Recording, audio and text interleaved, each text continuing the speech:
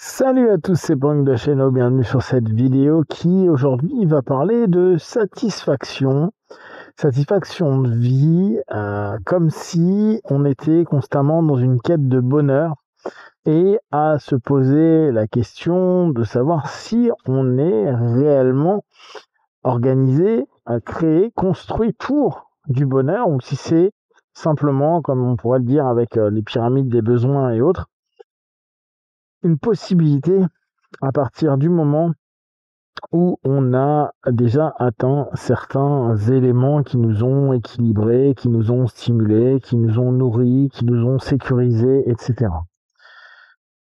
Il y a beaucoup de personnes, notamment dans la société occidentale actuelle, qui vivent plutôt bien. Alors attention, quand je dis bien, c'est toujours relatif et on peut constamment comparer à d'autres personnes qui, elles, vivent dans un monde de guerre, dans un monde de tension, avec une maladie, etc. Mais globalement, on a des éléments qui sont plutôt positifs pour beaucoup de personnes et on peut même dire que il y a de nombreux besoins qui ont été complètement nourris à tel point que on se retrouve dans des éléments très classiques de la sensation d'ennui, la sensation de mal-être et on va dire un espèce de marasme mental où on ne fait que tourner autour des mêmes questions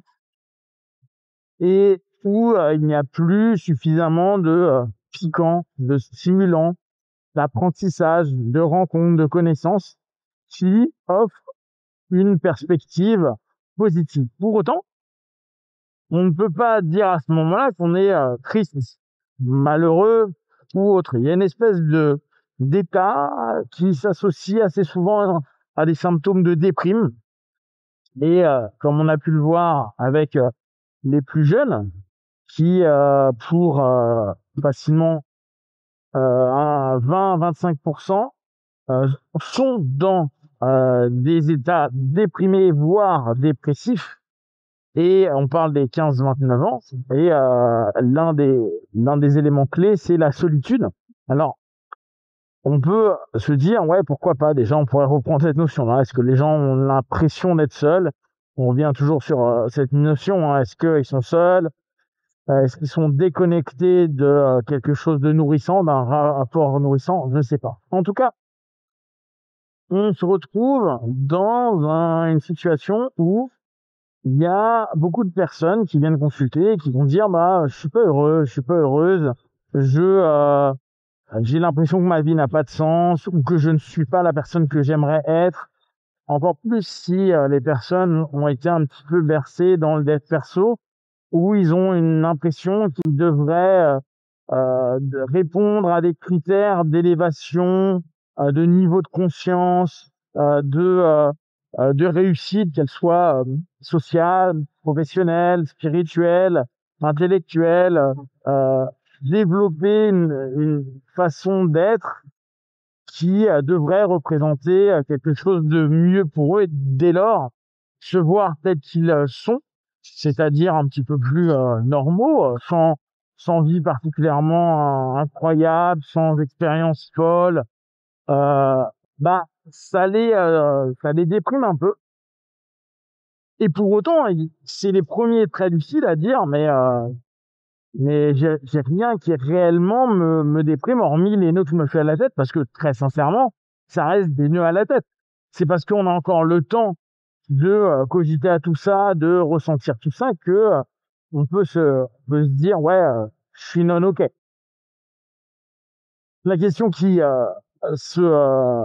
corrobore ça, c'est vraiment savoir est-ce que l'humain est construit, créé pour être heureux. Hormis des exceptions qu'on a au travers de récits. Donc, imaginez bien que les récits, c'est souvent du pipeau, hein. C'est le but même de l'histoire, hein. C'est de parfois de surqualifier quelque chose. Donc, on va dire les gens éveillés, les gens spirituels, les gens ultra riches, quoi. En gros, tous les mythes qu'on peut raconter autour de que ce soit matériel ou spirituel. la plupart du temps, et on le voit d'autant plus nous qui sommes dans l'accompagnement, bah, les gens ils sont par moments très bien et par moments pas bien. Et par moments pas bien pour des raisons qui sont pas forcément cohérentes, logiques ou autres. Et le sont d'autant plus dans des sociétés modernes comme la nôtre, où il y a plus de temps pour s'interroger, se questionner, chercher un sens. Et il y a dès lors une dichotomie à se dire mais j'ai tout pour être heureux. Donc si on était réellement programmé pour être heureux, ce qui à mon avis n'est pas le cas, hein, parce qu'on a ce biais de négativité, avoir cette faculté à voir ce qui ne va pas pour survivre hein, initialement, euh, on a automatiquement cette espèce de malaise à se dire bah merde, tout me semble ok et pour autant bah pour moi c'est pas ok. Je suis pas bien. Bien étant là encore à définir parce que euh, les besoins primaires, sécurité, alimentaire, etc., pour la plupart sont ok, sont complètement ok. Donc ne pas être bien, c'est quoi? C'est un état qu'on aurait défini comme un état particulièrement bien et souvent qui est comparé à des états euphoriques, des états exceptionnels. C'est-à-dire que la normalité, c'est varié entre je suis bien et je suis pas bien. Enfin, je suis OK ou non OK. Moi, ça, je trouve que c'est plus simple avec cette sémantique-là.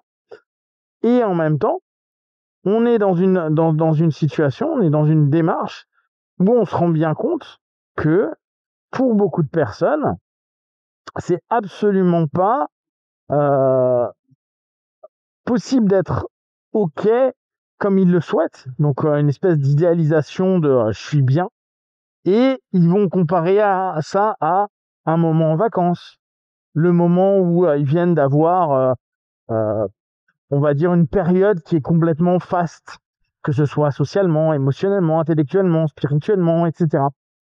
Donc le point de référence, c'est un point de référence qui est le sommet d'un état émotionnel, physique, psychique ou cognitif, quelque chose qui est le top, et on prend ça comme référence. Donc, si je ne suis pas proche de cet état pic, je suis pas bien.